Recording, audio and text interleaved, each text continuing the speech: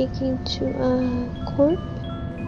Yes, this is Corp. I assume you heard what happened to our last supervisor, yes? Yeah, I heard. What does it have to do with me? We would like you to be our new school supervisor, as we are in extremely desperate need for one. Hi guys, it's me again, Corp. So, I don't normally do videos like this on my YouTube, like, at all, like, ever. I've never done these, like, documentary, long-form style videos at all. I mostly just do gameplays. But, you know, I figured why not try to, do something different. So I have watched all Ravioli's video, not all the way through, but I do plan on watching it all the way through. I'm not gonna go into as much detail or in too much detail. I'm gonna give you guys as much as I feel like you need for context and explain things pretty quickly. If you guys want me to go any other information, any other videos, you guys can always ask in the comments. And yeah, thank you guys so much. Let's get right into the video. So what better place to start than the YouTube channel. So this channel has like super old videos showing like these games in their early stages, which is what we're gonna go through, I guess. So yeah, let's do that.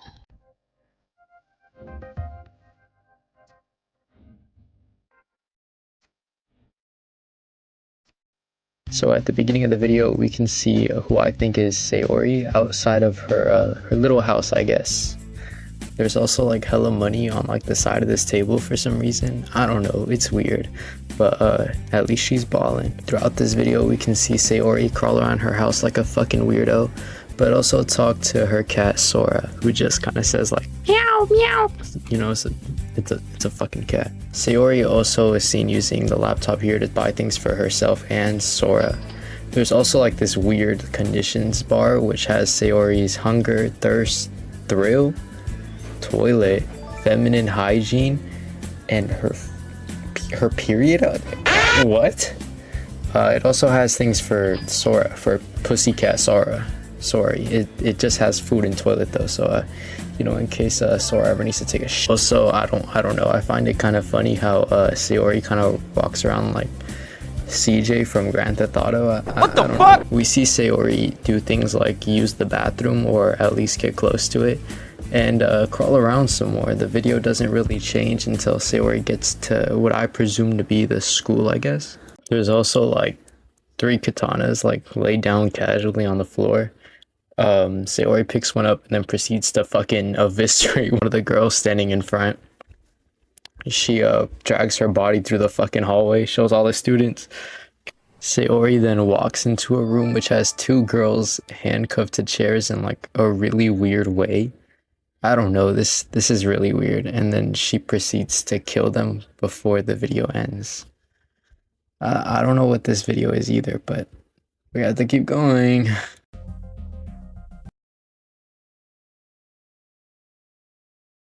Spawned in and locked in. First minute, we already killed someone. Okay, I see you, Sayori. So this is a game showing, I guess, the rewritten mercenaries mode, which is or isn't part of the game. I don't remember, guys. It's been a while since I played it.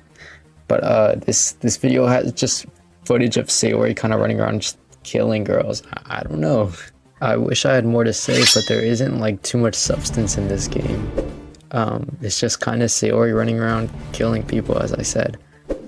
Let's just move on to the next one. I kind of felt like showing you guys that video. I thought it was pretty funny, but the next couple of videos are just kind of updates of Sayori Sato. Just kind of scrolling through, you can see like hairstyle updates and other customization features, as well as like phone and stuff. But you know, we don't really care until we get to this video. Oh yeah, this video.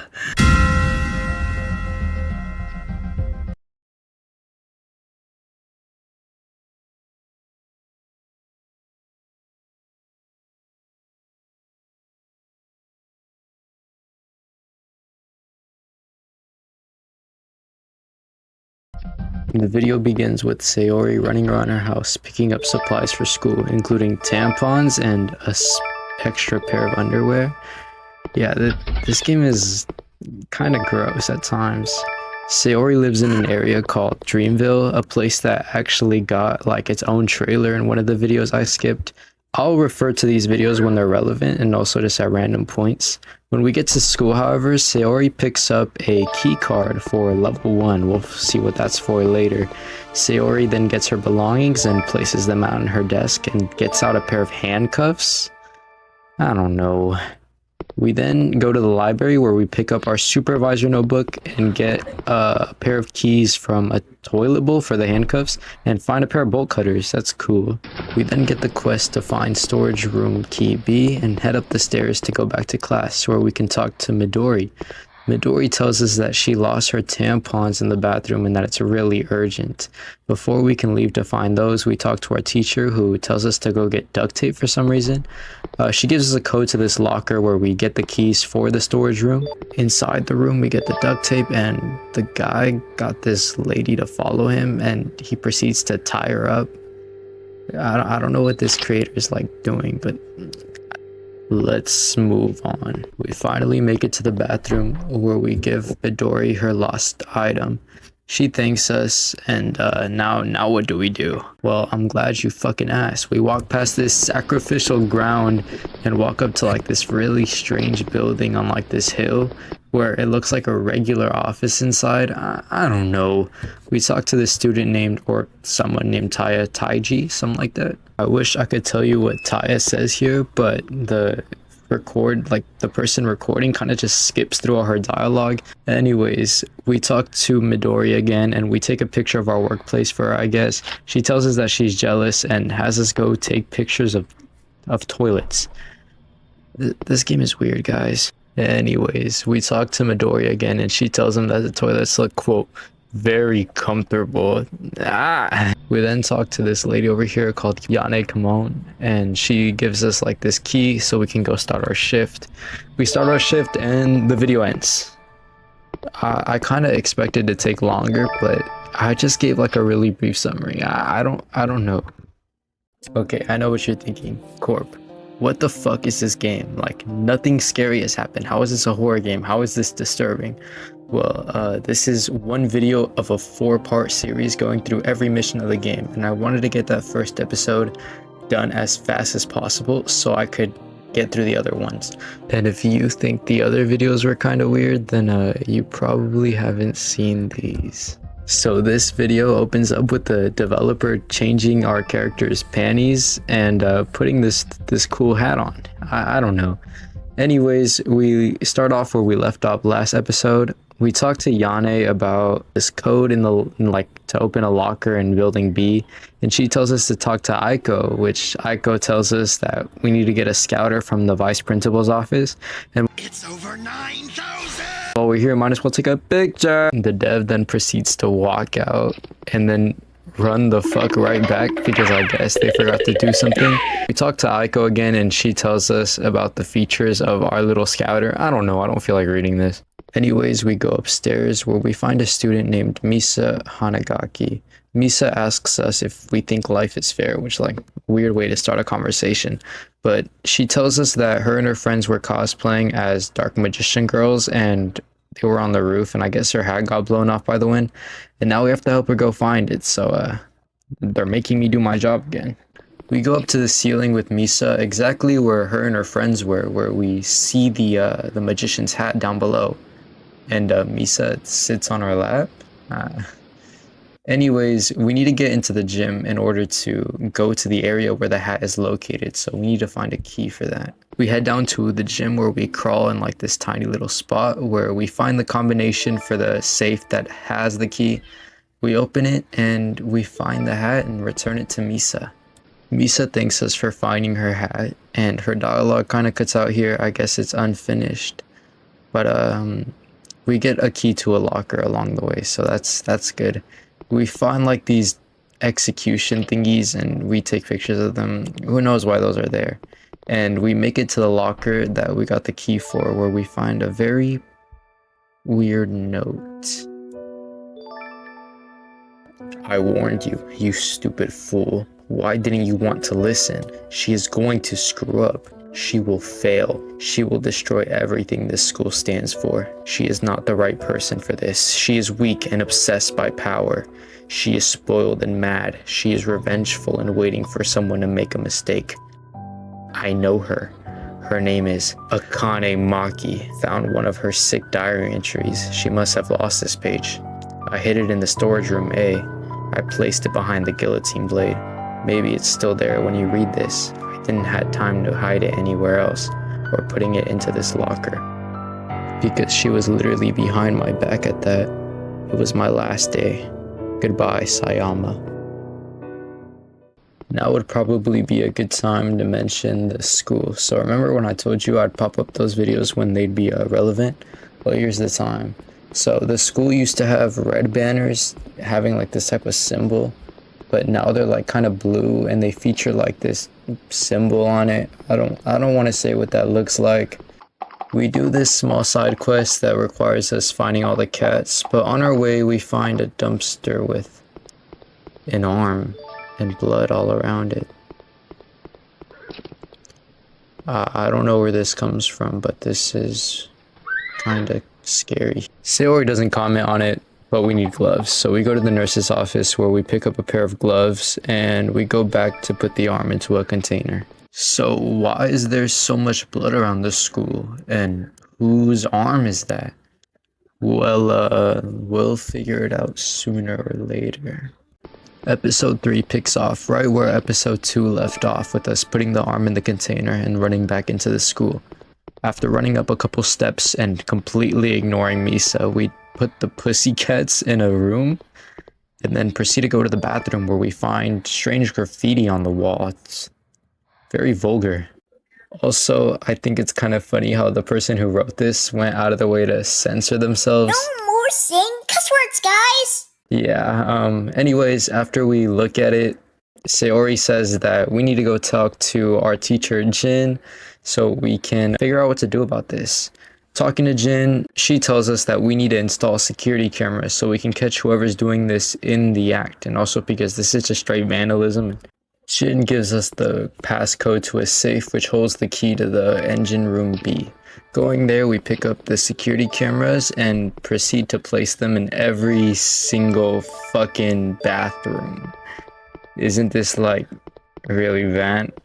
Talking to Sayajin again, she tells us we have to clean the graffiti ourselves, which...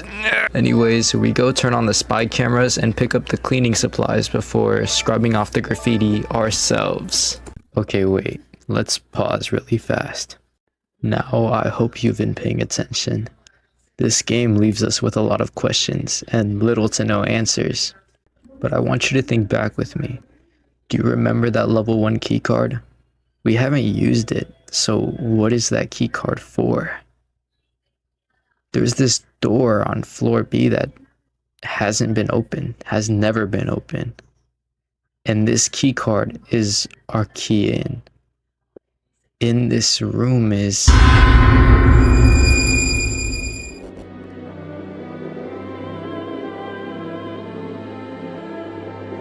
This is Akane Maki. She tells us to listen. She tells us that we came too late. We can't fix this. She doesn't want anyone to know she's here. She begs us not to tell anyone. Almost as quickly as we got there, we leave to pick up the bolt cutters. We free Akane and she makes playful conversation with us, asking if we really trust her. She asks us to play a trust game.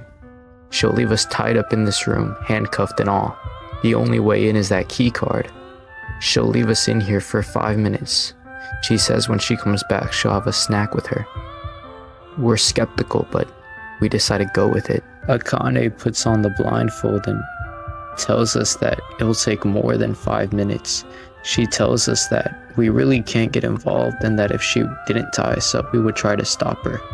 Whatever Akane is gonna do, it sounds urgent and kind of scary. She leaves us without much other words. Sayori alone talks to herself, thinks to herself, what am I gonna do to Akane when she comes back?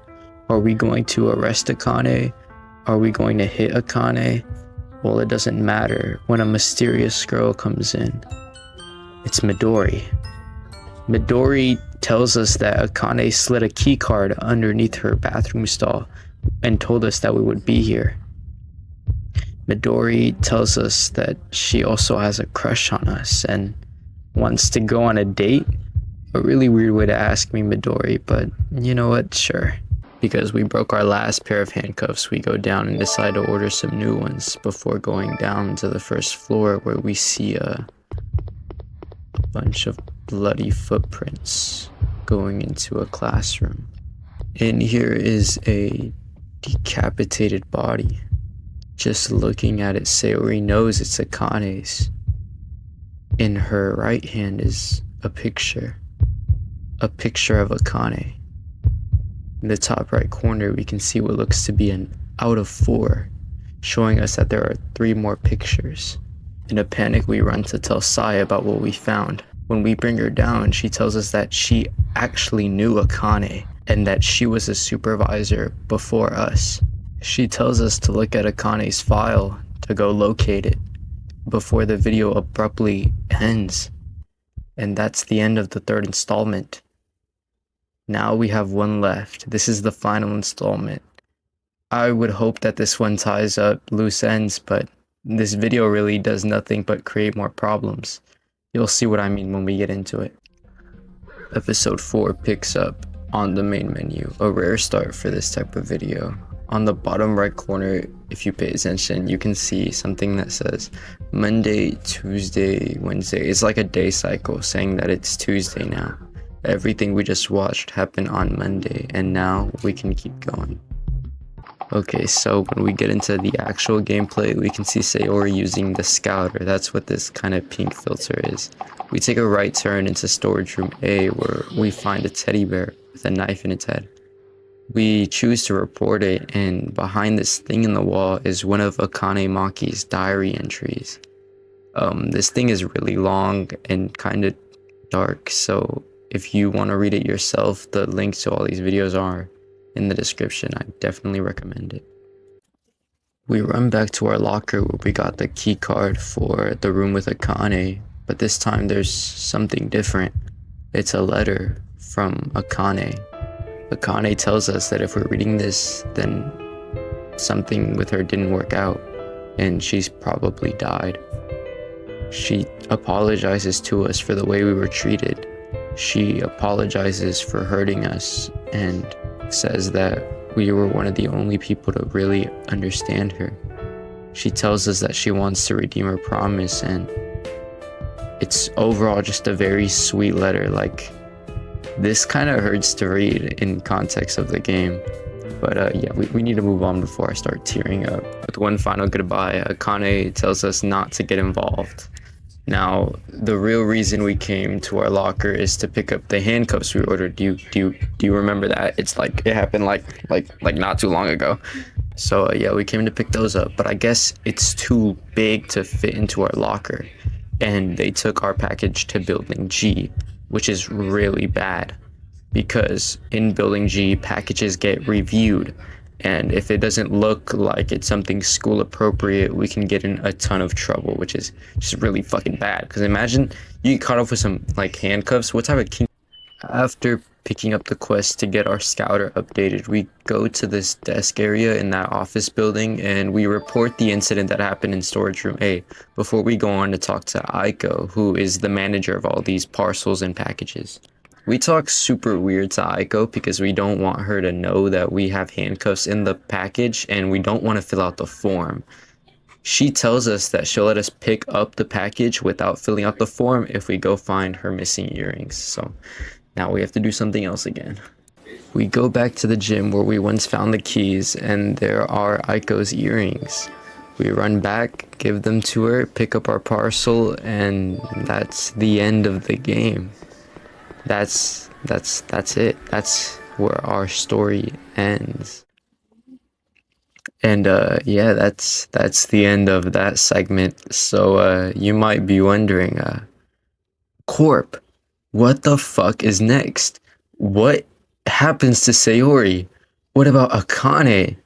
Well, here's exactly what happens. I give my life, not for honor, but for you. In my time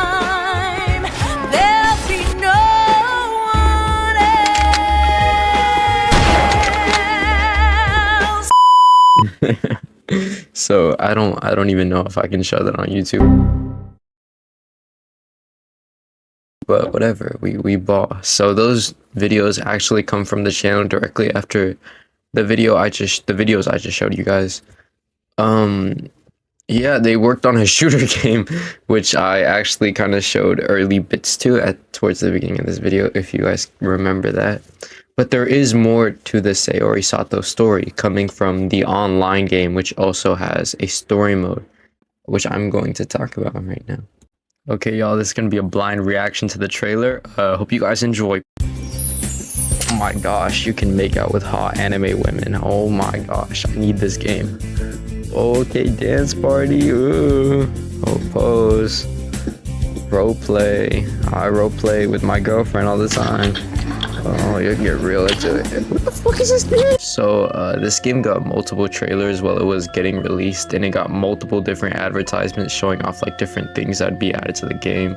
This game is kind of weird. I mean, the other one was weird too, but this one is like for kids, but it has things like kissing and making out and other stuff that definitely shouldn't be in children's games. It's really weird, but I mean, I guess I'm not too informed about the topic, and this video is mostly for entertainment. So yeah, let me just get into explaining the story.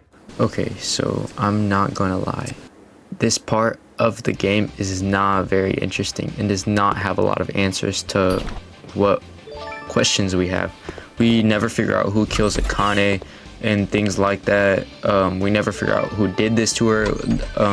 We do find the other pictures and the other journal entries though. I will be going over those, but there are a lot of side quests during this time. If you guys want a more in-detail depth guide, you guys can let me know in the comments, but I'm gonna talk about the important stuff so I can keep this video short.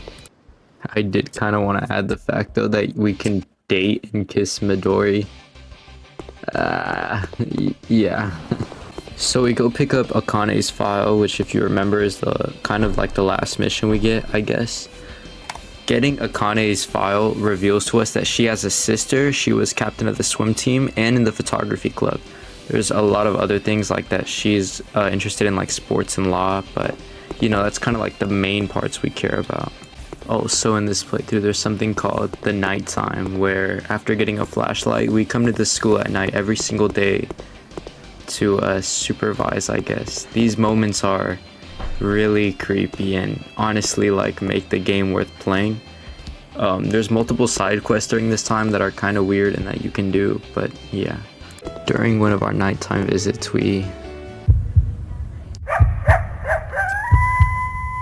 yeah, no fucking clue what that was, but we make distance towards this locker that opens on its own, and inside is the teddy bear. There's a note as well that prompts us to check and see what's inside our own home. In our home is Akane's decapitated head in a crib. The next day, we look for Akane's old journal entries, finding out that she was kind of ruthless with the students. She would be kind of harmful sometimes, and although she could be really rude, she was really, I guess, forgiving. She wanted the students to feel that way too, and it's expressed through her diary. It's really cool. Anyways, we talked to this girl named Ayumi Haru, who in return for information on Akane, she wants 50 basement photos. But what is the basement? It was in the last game, but it wasn't really relevant. The basement in this school is something straight out of like a backrooms level. The interior is weird, funky, hard to understand. It's hard to get around. There's security cameras everywhere, weird traps, weird rooms. It's all very disgusting. There's a lot of cramped rooms here that look more like prison cells than anything else. It's honestly really scary to look at and watch. Talking to Ayumi again, we learned that her and Akane were actually friends.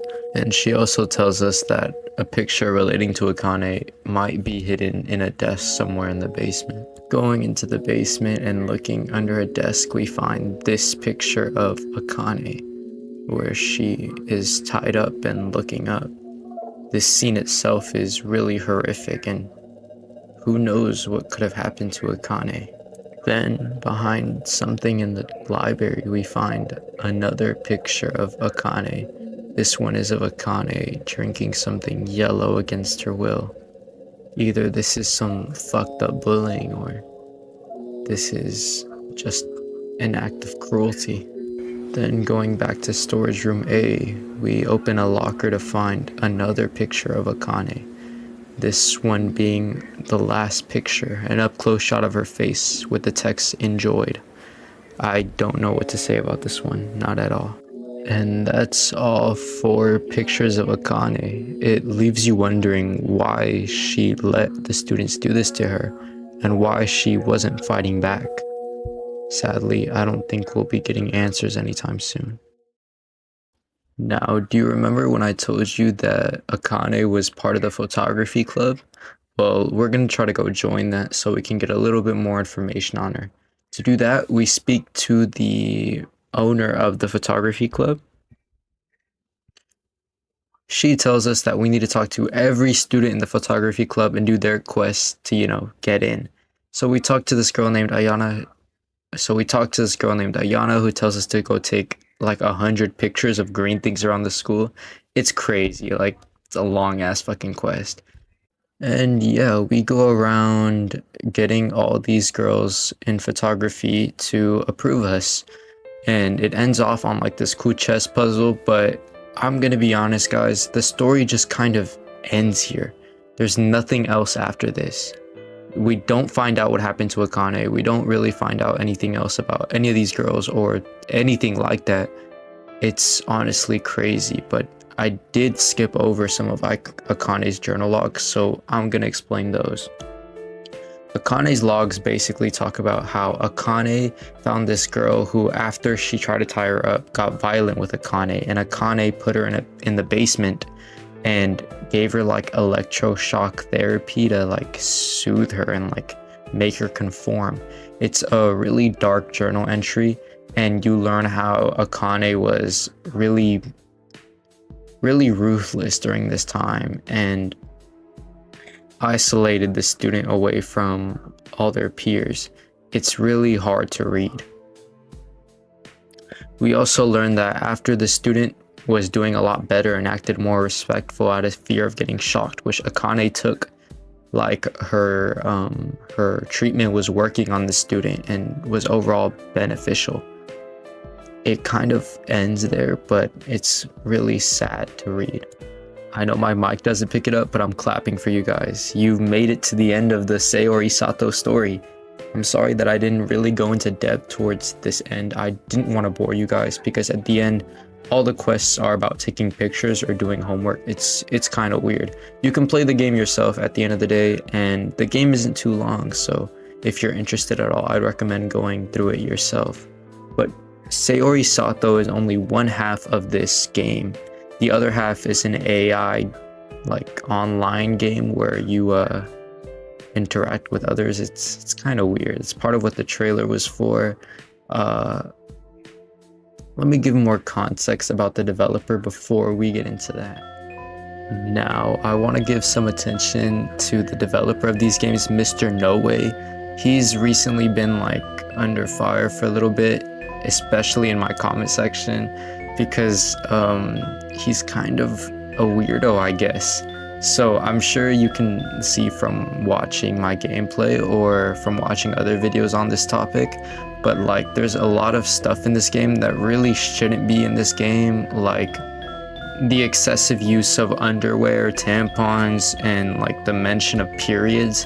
I've seen clips on TikToks of Saori dripping blood when she's on her period, which, why do you feel the need to add that to a game? Like, why does it need that? There's also like when you kill a girl in Saori Sato, they moan really weird. I'll play a clip. It's really fucking odd. There is no need to add something like that. Now, as I said, Sayori Sato is only half of the game we just watched. The Schoolgirl AI Online is much worse because these games are targeted for children. They're made for children to play. That's this guy's audience. And in this game, you can do things that I'll show you in a little bit. Let me get into some gameplay so I can show you guys. Okay, everyone, so my dumbass lost the audio to this part of the video. It was supposed to be a gameplay segment with me and Ren. So before anything, thank you, Ren, for recording with me. I was trying to demonstrate the kind of weird shit that happened in this game, you know. But, you know, first I had to plug myself because I'm so fucking cool.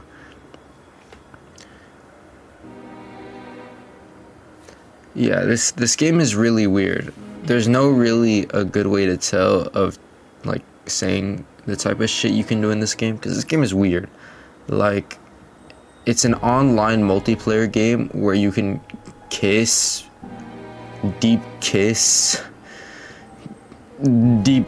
This game has multiple like buildings, an example being like the strip club I have in the background. This is not something you want in like a child focused game, or like when you're, you know, when your audience is mostly minors. This is really fucking bad. I don't know what Ren's doing in this clip. You just gotta, there I go.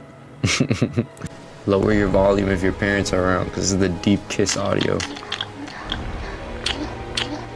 Who wants to listen to this? Like, this is genuinely one of the weirdest audios I've ever seen in gaming. So this is a clip of me and Ren just kind of like trying out the different animations. She puts handcuffs on me, which I didn't even think you could do. Square root. Okay, my question is, why are there only a few countries? I think they might have a kid fetish. You can see that the dev added some things to the game that, you know, should not be added. So yeah, this dev apparently has gone on the record to say that Schoolgirl Simulator is going to continue and that it will get more updates. Also, we're getting a remake, I guess. That's really cool. You guys in my comments last time I did a yandere video told me about this developer more, so I'll put some comments up on screen. Hopefully this gives you a good amount of information. And yeah, let me move on to the final segment of this video. So what's next for Sayori Sato? Well, as I said, the dev is working on a remake with new trailers coming out like this one. This trailer shows Sayori on top of stairs looking at Akane, and Akane isn't like dead or she isn't tied up. So this is like completely new. So it makes me curious on what this remake could change about this story. It also doesn't help that this trailer was 2 years ago, so who knows what's happening with the game. The voices are also AI generated in this trailer, which is it's kind of funny to listen to. Sayori has like this really upbeat voice. They chance yet to introduce each other, so let me maybe start. The developer also has a really weird shelved project called Emo. Yes, just EMO. It's so weird. It's like this anime girl shooting game where they're in really revealing clothing. It's just really odd. The developer never helps his own case. So lastly, there's the most recent video this dev has uploaded, at least to my knowledge, showing all the character portraits for the remake of Schoolgirl Supervisor Sayori Sato. The characters all look really cool and unique. It just looks so good. I can't wait for this game, so I have more to cover for you guys. And yeah, that's gonna be the end of the video. Thank you so much for watching till the end. It really means a lot. Thank you. This video is kind of long, so I understand if you clicked off. Before I say bye though, just wanted to say a really big thank you to both of my members, Melon the Official and Camper ETC. You guys are the best. And until next time, everyone. Bye.